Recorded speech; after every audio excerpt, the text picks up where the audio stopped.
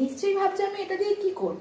তো চলো দেখা যাক। আরে এর মাথাগুলো না আমি একটু একটু করে ফুটো করে নিই, যাতে কি হবে সেটা সমস্ত শীঘ্র। তো আমি আর মা চলে এসেছি ছাদে হচ্ছে লেবু গাছ ছাড়াই করতে। তো লেবু গাছ ছাড়াই করতে করতে কি পেলাম, একটা না অবাক কাণ্ড হয়েছে জানো তো। লেবু গাছের পাতার ভেতরে এই পোকাটা না ছিল।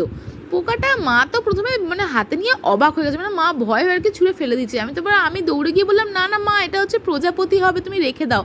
তাই জন্য দেখো আমি এই কৌটোটা ওর জন্যই তোমাদেরকে বললাম, আমি লুকিয়ে লুকিয়ে আর কি দাদাকে না বলে কৌটোটা ওপরে নিয়ে গেছিলাম। আর কি প্রজাপতিটা আমি বড় হওয়ার জন্য এখানে আর কি ভরে ভরে মা পাতা দিয়ে দিয়েছিল প্রজাপতিটা যাতে হবে। প্রজাপতিটার আপডেট আমি তোমাদেরকে দিতে থাকবো। তো প্রজাপতিটা এখানে দেখো খেতে খেতে না ও আর কি পটিও করে দিয়েছে, মানে এত পাতা খেয়েছে ও। মানে লেবু গাছের সব পাতাই প্রায় ও খেয়ে নিয়েছিল। তাই জন্য মা বলেছিল লেবু গাছটা ছাঁটাই করি। তো ছাঁটাই করতে এসে দেখি এই অবস্থা হয়েছে। তো আজকের মতো এখানেই থাক, আমি এর আপডেটটা তোমাদেরকে দিতে থাকবো। Tata, bye bye.